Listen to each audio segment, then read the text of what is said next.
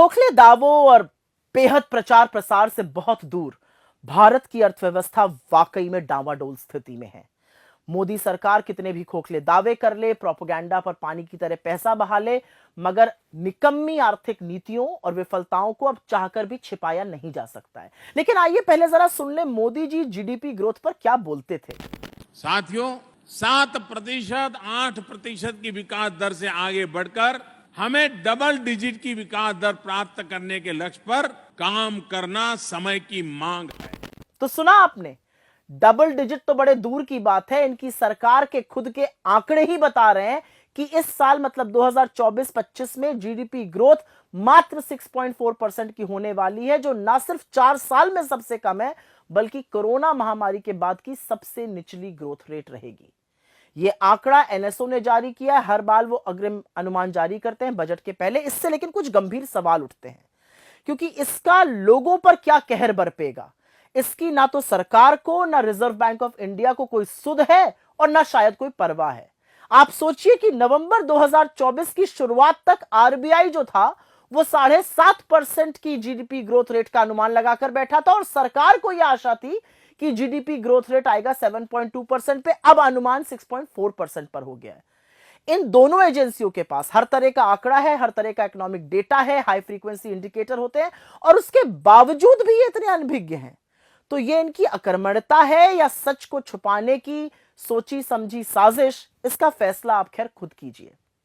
सरकार के मंत्री और सत्तारूढ़ बीजेपी के जो पदाधिकारी हैं वो विशेषज्ञों को, इकोनॉमिस्ट्स पर खूब कटाक्ष कसते हैं और जितनी मर्जी हो कटाक्ष कसिए, लेकिन असलियत यह है कि इस सरकार ने देश के लोगों को कम ग्रोथ और कमर तोड़ महंगाई से जूझने को मजबूर किया है।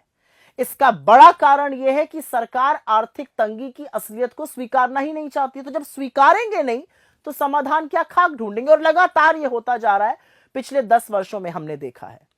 खपत की बात करते हैं, मतलब उपभोग, मतलब कंजम्पशन जीडीपी का 2/3 हिस्सा है। इसलिए जब इसमें कमी होती है तो चिंताजनक स्थिति बनती है। और ये भी दिखाता है कि मध्यम वर्ग पे और गरीब पर कम ग्रोथ का क्या प्रभाव होता है। डेटा साबित करता है कि लोग आज भोजन और शिक्षा जैसी आवश्यक वस्तुओं पर कम खर्च कर रहे हैं।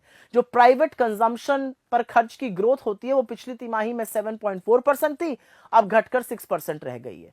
एफएमसीजी कंपनियां, वही कंपनियां जो साबुन, तेल, शैम्पू वगैरह बनाती हैं, उन्होंने ये बड़ा खुलासा किया है कि अब छोटे छोटे पैकेज की जो मांग है वो ज्यादा हो रही है। तो यह स्पष्ट करता है कि लोगों के पास जरूरी सामान खरीदने के लिए भी उपयुक्त पैसा नहीं है। मैन्युफैक्चरिंग, जहां पर बहुत सारी नौकरियां बन सकती हैं और जहां पर फोकस होना चाहिए सरकार का, पिछले वित्तीय वर्ष में कोई 9% से ज्यादा की ग्रोथ थी, इस बार घटकर 5.3% रह गई है। माइनिंग, जहां पर ग्रोथ 7.1% थी, वो घटकर महज 2.9 पर रह गई है। निर्यात मतलब एक्सपोर्ट, उसमें भी गिरावट जारी है। तो ये सब देखते हुए निवेश मतलब इन्वेस्टमेंट बिल्कुल ठप पड़ा है। इसमें तो कोई आश्चर्य होना ही नहीं चाहिए।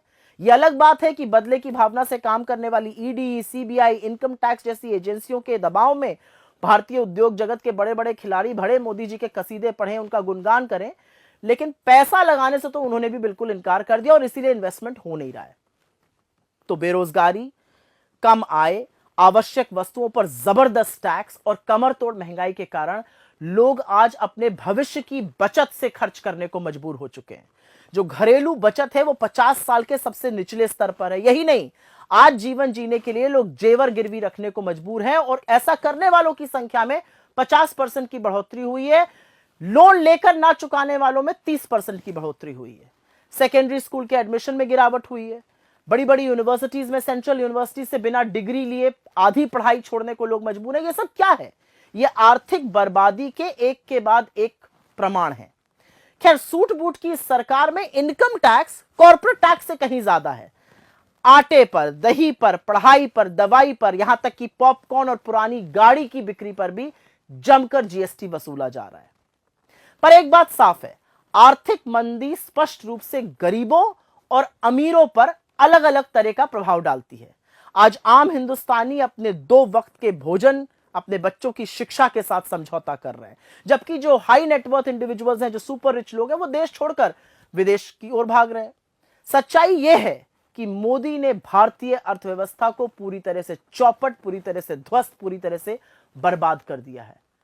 असलियत यह भी है कि आप उन वेबसाइट को तो हटा सकते हैं जहां पर डॉक्टर मनमोहन सिंह के कार्यकाल में जीडीपी की ज्यादा ग्रोथ लिखी थी, लेकिन क्या आप इस फैक्ट को नकार सकते हैं कि यूपीए के शासनकाल में 2004 से 14 के बीच एवरेज जीडीपी ग्रोथ हर साल 7.5% की थी और आपके 10 साल के शासनकाल में वो महज 6.5% रही है।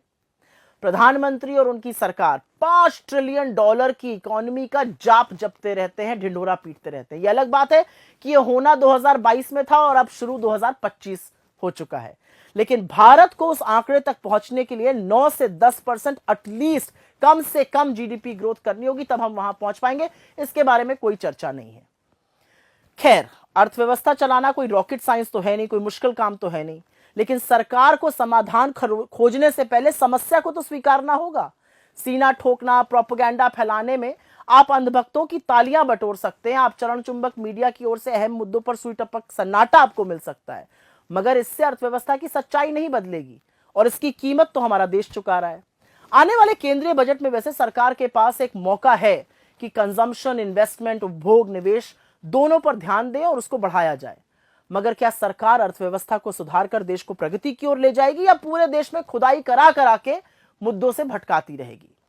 एक बात तय है कि भीषण बेरोजगारी, भयावह महंगाई और कम आय से जूझ रहे मेरे देश का काम 6.4% जीडीपी ग्रोथ से कतई चलने वाला नहीं है और इसके बारे में नरेंद्र मोदी और उनकी सरकार को सोचना ही पड़ेगा।